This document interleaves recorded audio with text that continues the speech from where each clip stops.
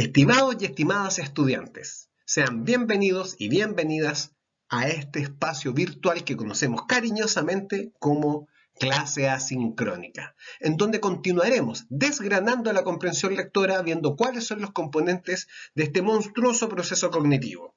Así que bien, veamos qué es lo que nos depara el destino hoy.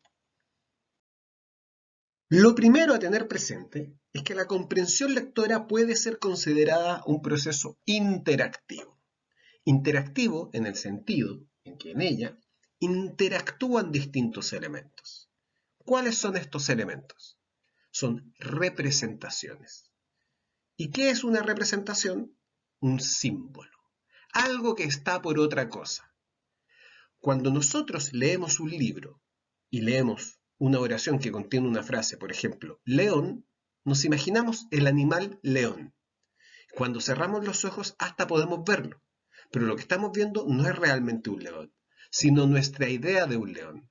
Es un símbolo que reside en nuestra mente. Podemos llamarla representación. Y existen distintos tipos de representaciones.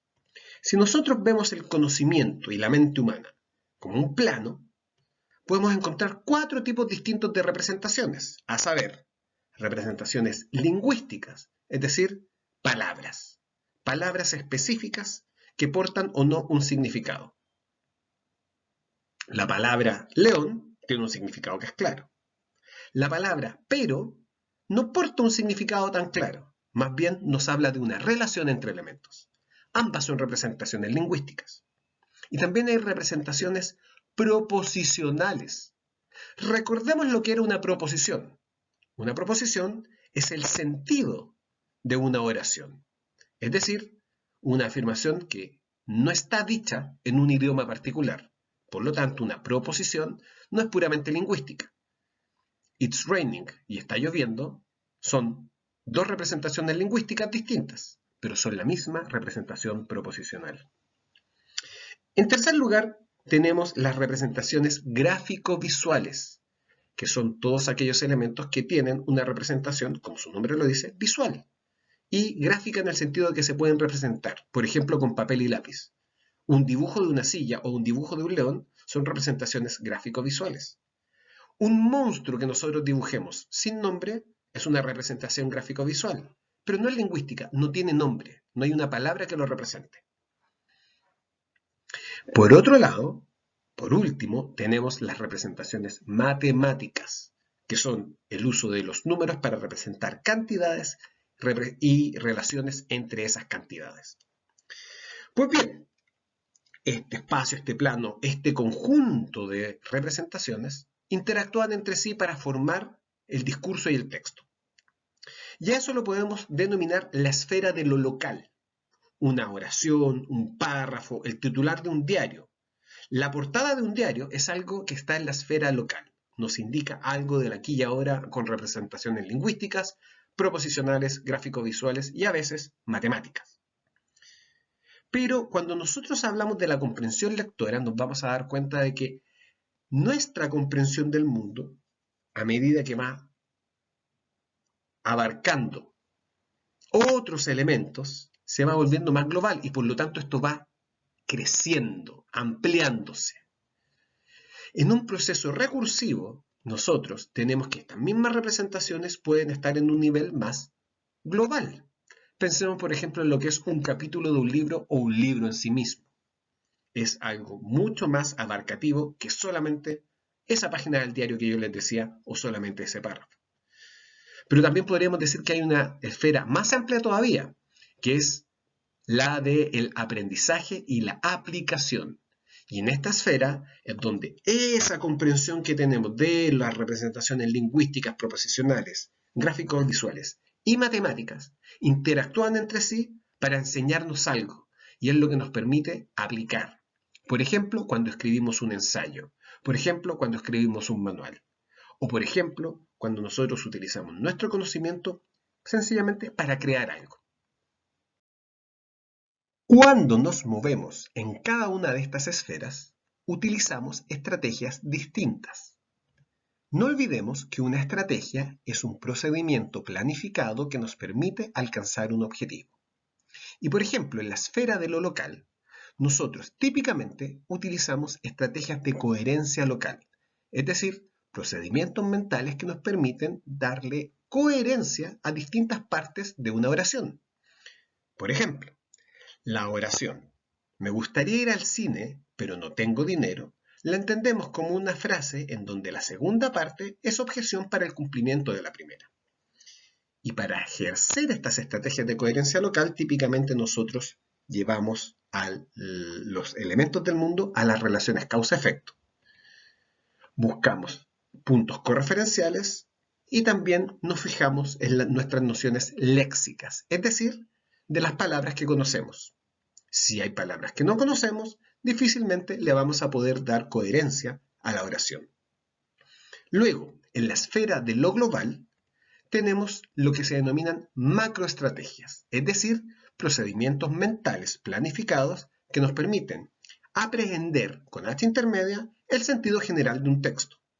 Y para hacer esto nosotros típicamente identificamos las ideas principales, los tópicos, o el tópico mejor dicho del texto, y típicamente nosotros generamos un resumen, ya sea mental o escrito. Y finalmente, en la esfera del aprendizaje y la aplicación, lo que hacemos es ejecutar estrategias de transferencia y transformación. Transferencia se refiere a llevar el conocimiento de un dominio a otro dominio distinto. Por ejemplo, lo que aprendí en matemáticas, llevarlo a economía. O lo que aprendí de psicología humana, llevarla a psicología animal. Y las estrategias de transformación son aquellas en donde el conocimiento uno justamente lo transforma en algo nuevo y es la etapa ulterior de la comprensión lectora. Vamos a profundizar en las estrategias un poquito más adelante, pero sí es importante tener presente que las estrategias no son procedimientos que estén previamente definidos y que sean comunes a todas las personas. No existe un listado finito de estrategias. Cada persona tiene sus propias estrategias. Algunas veces coinciden, otras veces no. Pero en ese sentido, las estrategias son personales e idiosincráticas, es decir, dependen de cada persona y de cada cultura. Ahora bien, nosotros ya dejamos en claro anteriormente que leer no es solo decodificar palabras y recordarlas. Leer es un proceso que apunta a la comprensión, pero el camino hacia la comprensión es progresivo, es lento y por lo tanto requiere esfuerzo. Cabe entonces preguntarse, ¿cómo sabemos que hemos alcanzado niveles de aprendizaje significativos y que se han construido conocimientos relativamente estables en el tiempo? Para hacer esta pregunta tenemos hoy día la ayuda y la presencia de Sir Francis Bacon, filósofo inglés que en el siglo XVII sirvió en Inglaterra como canciller y como fiscal, y que es considerado el padre del método científico. Él acuñó la frase "el conocimiento es poder", y por eso lo tenemos acá hoy día. Ustedes se preguntarán, ¿por qué está sosteniendo una sartén con tocino? Y bien, es porque su apellido en inglés significa justamente tocino. Pero él realmente nunca se preguntó acerca de la comprensión lectora realmente. Durante el siglo XVII, los procesos mentales eran vistos de manera más bien especulativa y unitaria. Pero sí, dado su interés en el conocimiento, es que hoy día lo hemos invitado para que haga esta pregunta. Y la respuesta que podemos dar es que estos niveles se alcanzan cuando la información textual se aplica a contextos nuevos. Cuando el lector hace eso, podemos decir que ha aprendido de manera significativa y su conocimiento es relativamente estable en el tiempo. Y lograr esto va a depender, de acuerdo a Parodi, de dos tipos de objetivos: los funcionales y los objetivos del lector. Los objetivos funcionales son aquellos que son externos al lector, que emergen de su contexto institucional y que típicamente tienen que ver con lo que se le asigna. Típicamente cuando uno lee un texto para una prueba o para hacer un trabajo. Y los objetivos del lector son internos y propios, obviamente, de cada lector y se relacionan con el grado de conciencia de sus propios objetivos. Es decir, quien se sabe un lector hábil va a tener objetivos más complejos. Pero, ¿cómo se llega a ser este lector hábil en comprender? ¿Qué pasos, elementos implica la comprensión lectora? ¿Cómo podemos movernos desde la esfera local hacia la esfera global y finalmente a la esfera del aprendizaje? Es decir, ¿qué implica la comprensión lectora? Y la respuesta es que la comprensión lectora implica niveles.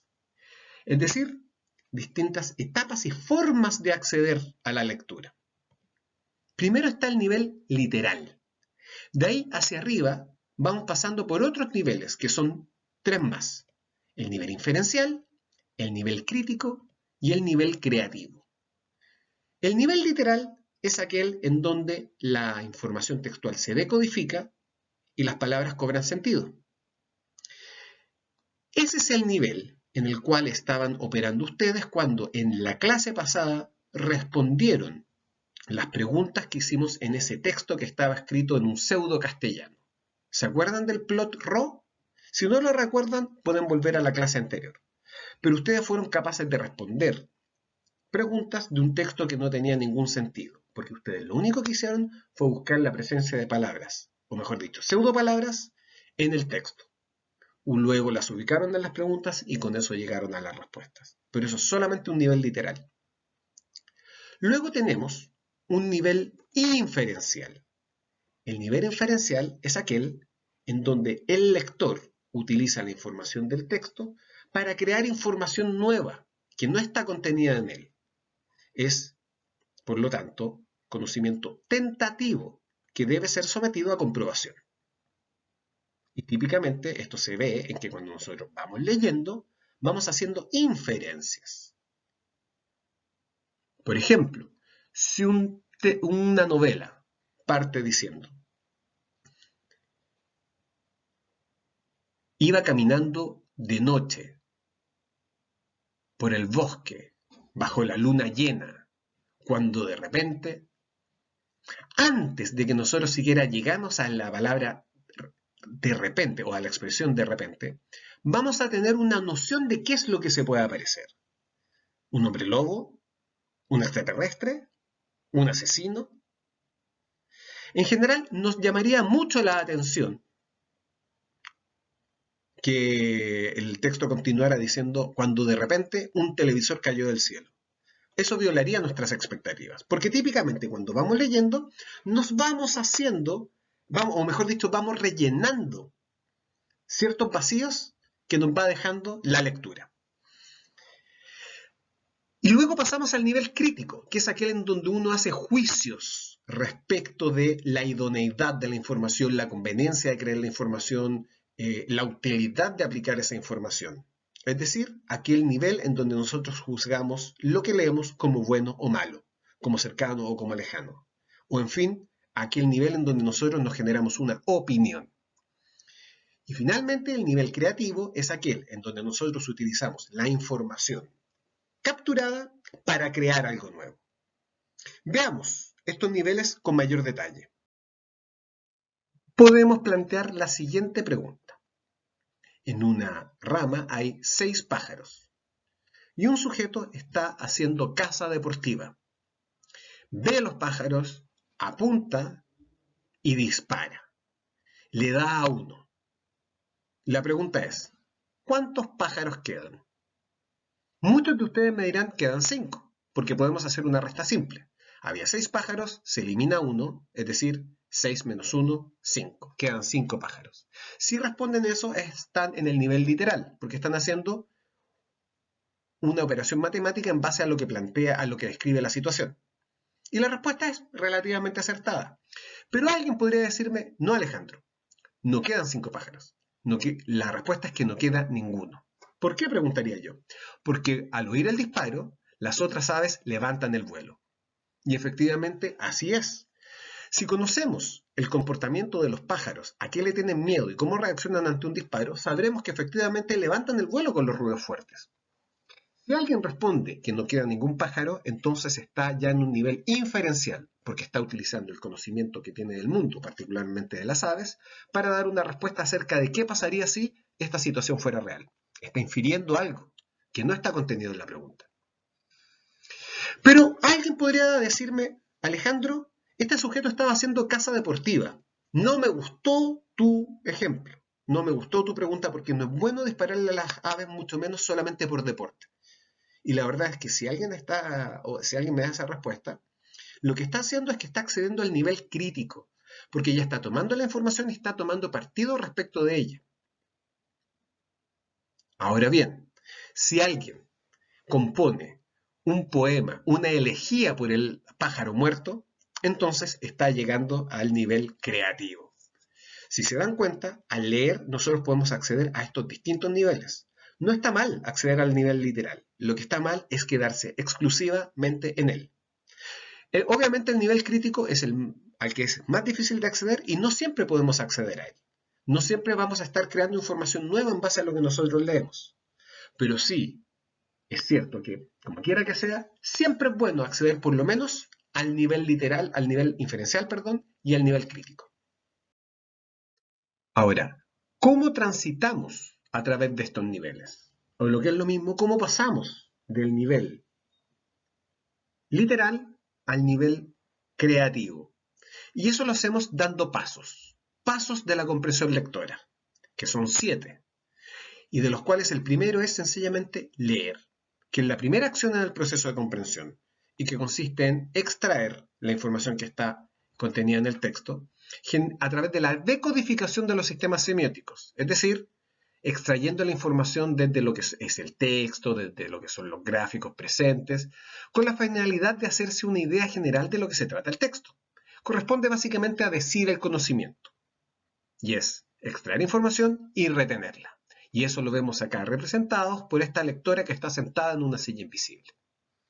El segundo paso es analizar, que se genera mediante la separación de las ideas, por párrafos o temas, que presenta el texto en estos diversos sistemas semióticos. Por ejemplo, relacionar lo que dice el texto con lo que dice el gráfico que está un poquito más abajo en un texto hipotético.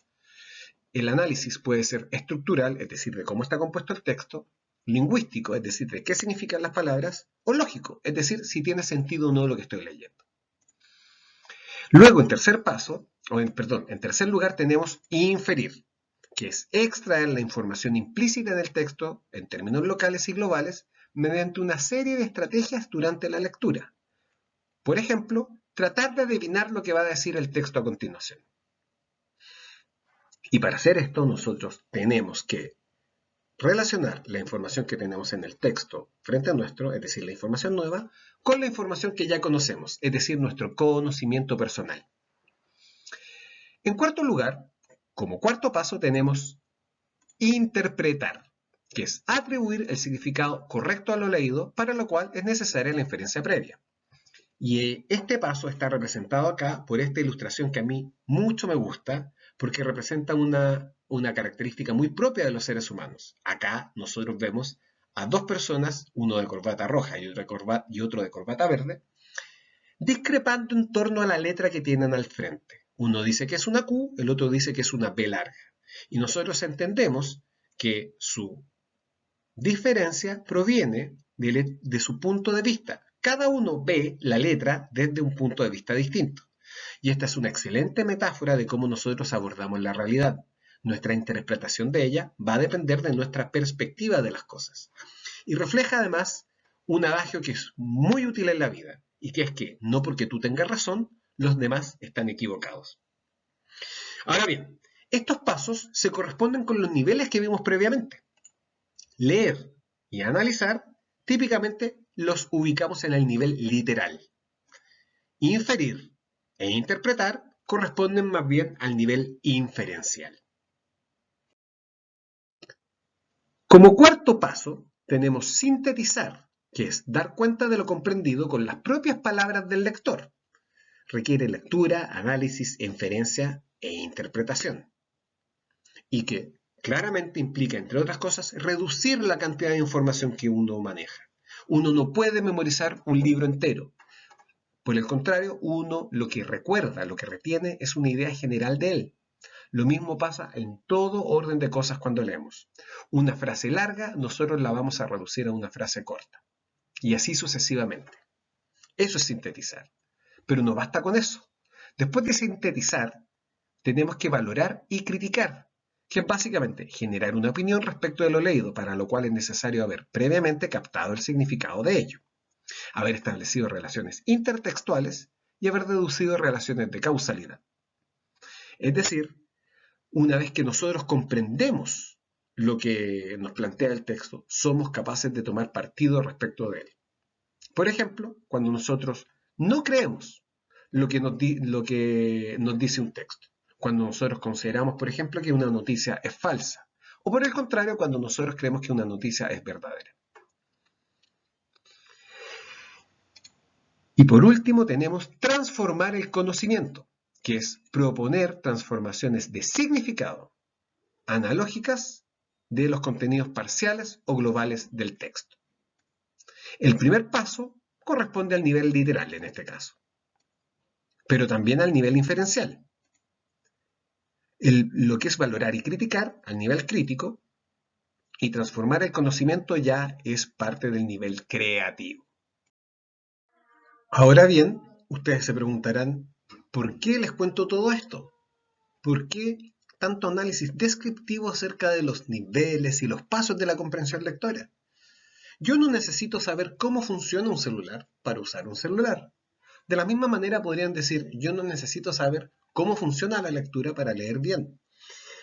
Y en honor a la verdad, yo les planteo todo lo anterior para que ustedes hagan un análisis acerca de qué cosas hacen y qué cosas no. ¿Infieren o no infieren? ¿Critican o no critican? Y si critican, ¿lo han hecho con inferencias suficientes? Y las inferencias las han hecho habiendo decodificado con suficiente retención la información en un texto. Para que se entienda todo esto, es mejor que hagamos un ejercicio práctico. Un ejercicio. Y ese ejercicio es un acertijo. ¿Dónde hay ríos pero no agua?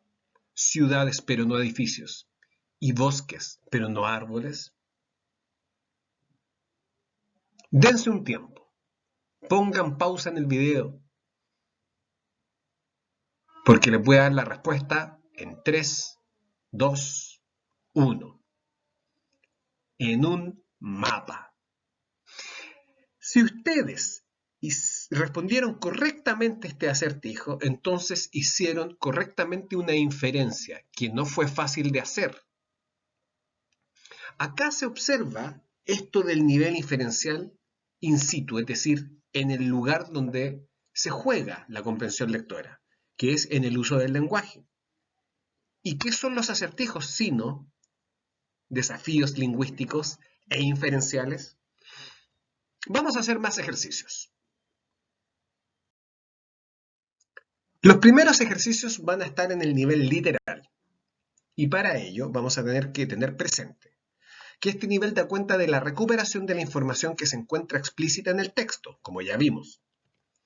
Tiene por función obtener el significado literal del texto, es decir, lo que está contenido en las palabras y en las oraciones y no otra cosa. Requiere de la capacidad de decodificación de la lengua, por lo que implica el conocimiento del léxico y el análisis del mismo. Es propio de los primeros años de escolaridad, es decir, de la enseñanza de la codificación y decodificación de la lengua. Y por eso es que típicamente en primer y segundo ciclo básico, en las pruebas de comprensión lectora, se hacen preguntas acerca de qué es lo que contenía el libro. En el momento de la tarea de comprensión, se responde a las preguntas ¿qué sucedió? ¿Qué pasó? ¿Qué quiere tal persona? ¿Quién es el protagonista? ¿Quién es el antagonista? ¿Dónde ocurrió la acción? ¿Dónde murió el sujeto? ¿Dónde enterraron la espada? ¿Quiénes son los coristas? ¿Quiénes son los enemigos del protagonista? ¿Cómo es el caballo del protagonista? ¿Cómo es la casa de la protagonista? ¿Cómo se llama la persona que ejecutó una acción específica? ¿Con quién se ejecutó tal acción? ¿Cuándo ocurrió tal acción? ¿O cuál es el sentido y significado que le daba el personaje a su actuar? Ese tipo de preguntas son literales si es que efectivamente podemos responderlas yendo directamente al texto sin tener que inferir. Pues bien, veamos el ejercicio. Lean por favor este texto, pongan pausa y una vez que lo hayan leído, presionen play para continuar con el video.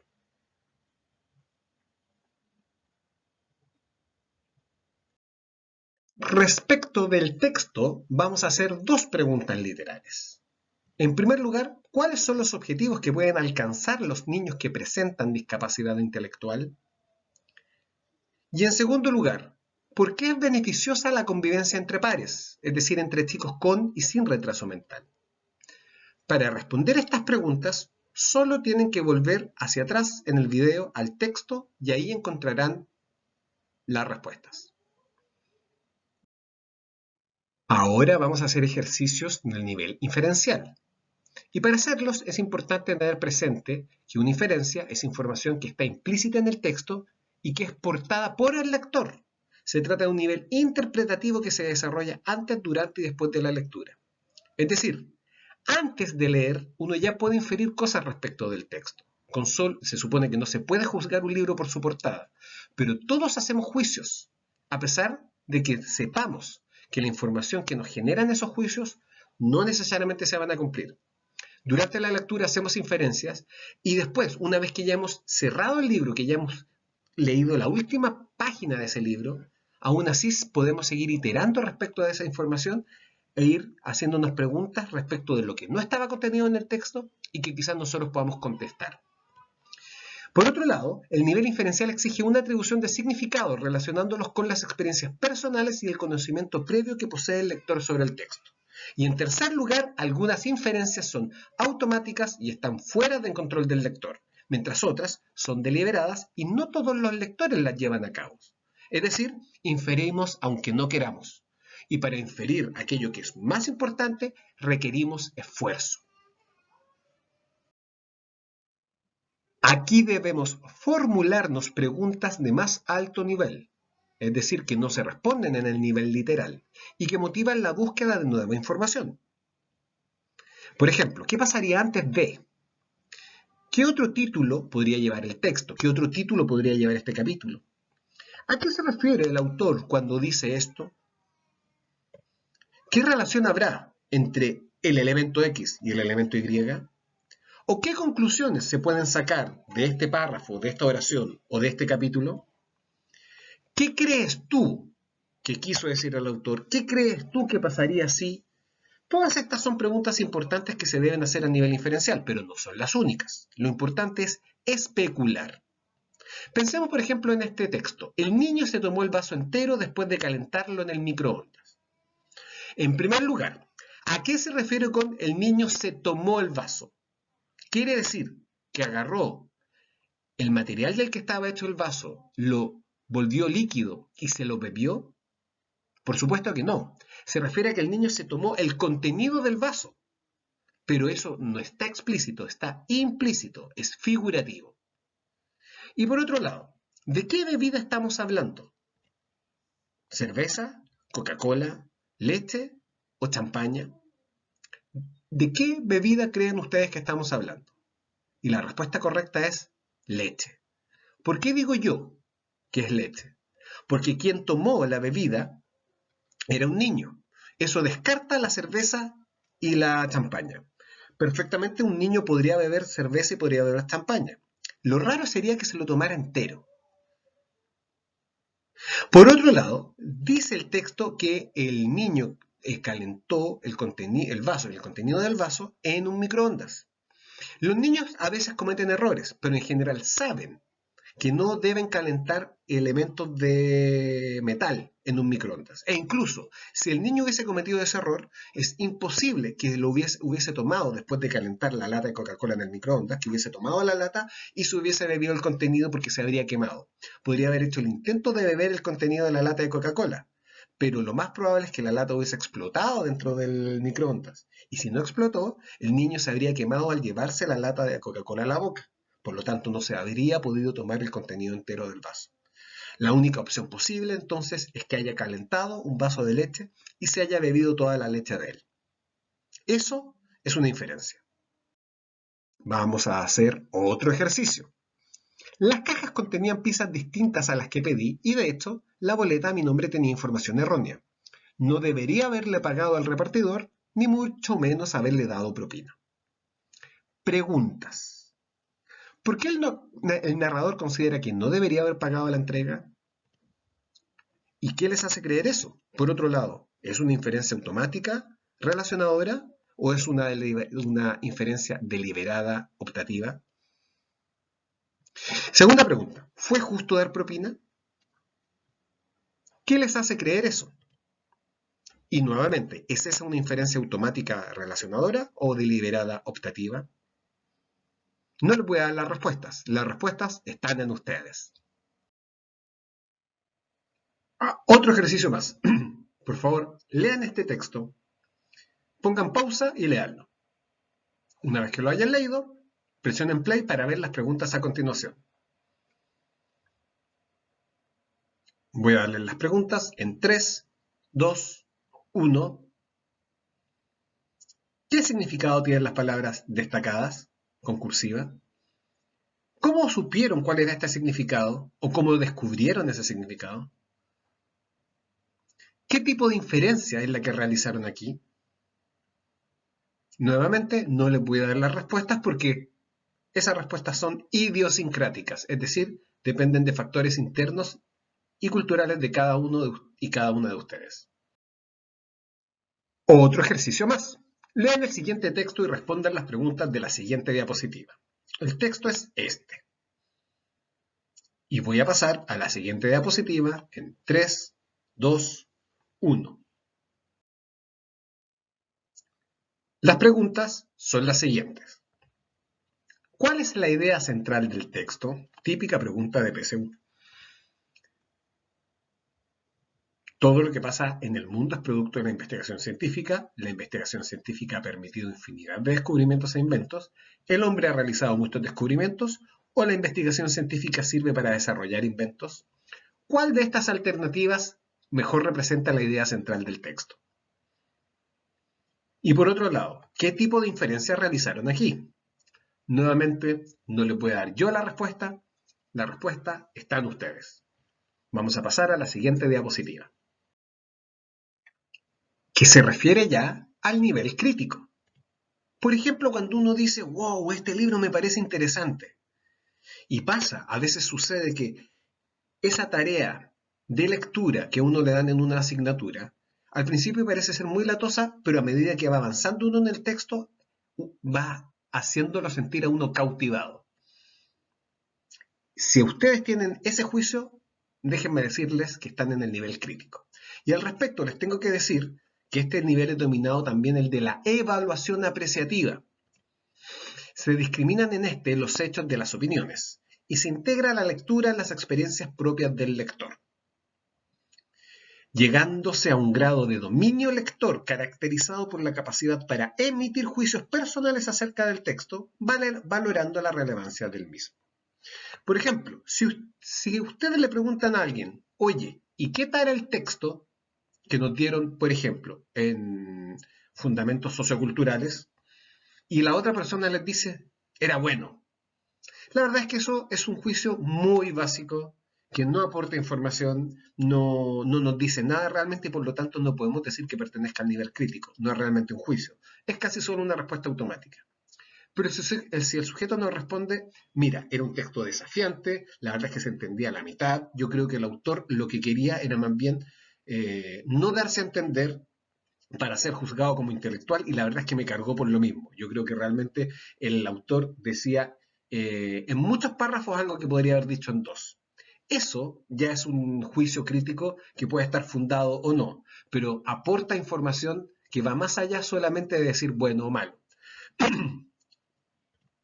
Y por otro lado, el nivel crítico es un nivel más elevado de conceptualización, ya que supone haber superado los niveles anteriores de comprensión literal y comprensión interpretativa. Para valorar y criticar es preciso captar el sentido de lo leído, establecer relaciones, deducir relaciones de causa-efecto, diferenciar lo verdadero de lo falso, y esto vaya que cuesta hoy en día, diferenciar hechos de opiniones, y ojo, que muchas personas las confunden, y se confunden a sí mismos, y creen que lo que opinan estaba contenido en el texto o en la realidad cuando no es así. Diferenciar lo real de lo imaginario, y todo esto se trata de la elaboración de un punto de vista con respecto al contenido del texto. Las interrogantes que se utilizan en el nivel crítico son más o menos de este tipo. ¿Estás de acuerdo con... ¿Qué te parece a ti? ¿Te gustó, por ejemplo, te gustó el lenguaje que utilizaba el autor? Los que hayan leído Maturana van a tener una opinión muy clara respecto de la pertinencia del lenguaje que utiliza. Por ejemplo, ¿por qué o con qué intención crees que escribió el autor este texto y que se relacionaba con el ejemplo que les daba yo en la diapositiva anterior? Revisemos el nivel crítico con un ejercicio, que obviamente va a implicar la lectura de este texto. Las preguntas se presentan en la siguiente diapositiva. Diapositiva que voy a presentar en 3, 2, 1. Y las preguntas son las siguientes. ¿De qué se trata el texto? ¿Qué tipo de lenguaje predomina y por qué dicen que predomina ese tipo de lenguaje? ¿Cuál es el tono predominante en el texto? ¿Agresivo, crítico, reflexivo, sarcástico, objetivo, irónico? ¿Cuál? Pueden agregar otros si lo desean. Estas son solo sugerencias. Identifica un juicio de valor relevante en el texto. ¿Estás tú de acuerdo con lo planteado? Y finalmente, ¿qué piensas de la situación de las universidades chilenas en comparación a lo señalado en el texto por las universidades argentinas? En el nivel creador se da justamente la creación de información nueva. Y podemos representar la creación de información como un proceso cíclico que parte con la búsqueda de información, de la cual pasamos a la transformación de información en conocimiento. ¿Y cuál es la diferencia entre información y conocimiento? La información son datos que están en el mundo exterior y que luego se llevan al aparato psíquico, es decir, a la mente, a la memoria. Eso es información. Pero cuando esos datos se vinculan con algo que uno ya sabía, cuando esos datos se utilizan para ejecutar acciones distintas en el mundo, entonces es conocimiento. Si yo leí que las serpientes de cabeza triangular son venenosas y no utilizo esa información para alejarme de una víbora cuando la veo en el bosque, entonces esa información era solo información. Pero si yo utilizo esa información para alejarme de la serpiente y alejar a otros, entonces esa información ya es conocimiento. Y el conocimiento se puede transformar en información cuando uno la comunica a otros, cuando uno la plasma en un texto.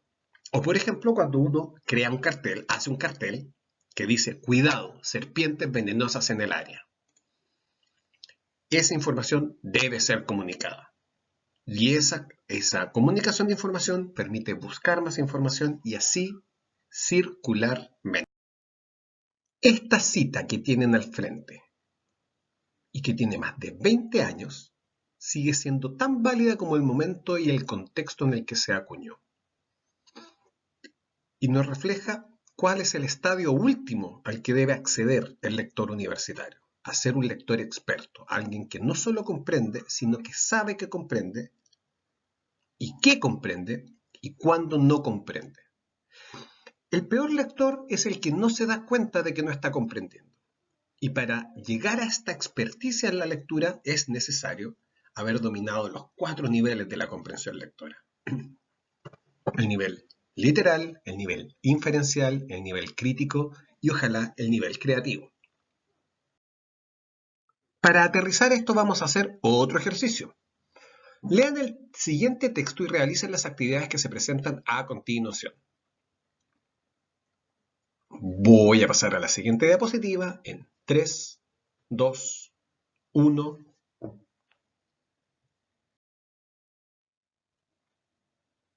Sigue el texto.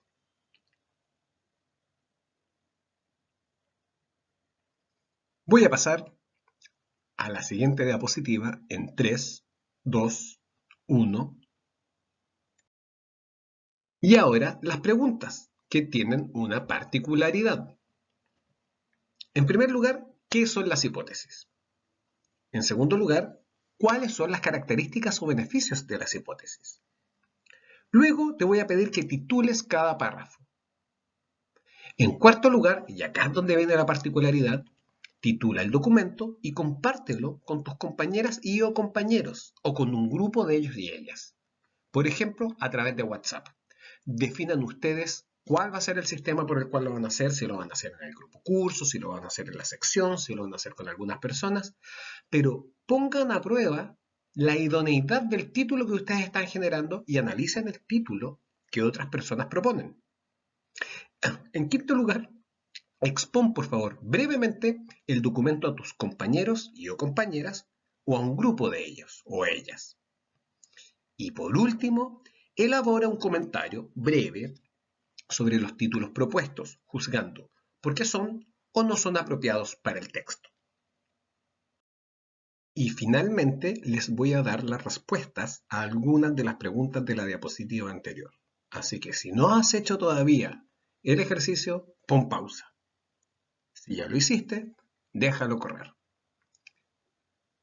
Y las respuestas son las siguientes respecto de los títulos que sugerimos para el documento y cada uno de los párrafos. Tan, tan, tan, tan. Helas aquí. El hecho de que tus respuestas sean milimétricamente distintas de estas no está mal. O que se alejen un poco tampoco está mal. Los títulos, ya sea del documento o de los párrafos, no tienen por qué ser exactamente los mismos, pero sí esperamos que estén cerca de ellos.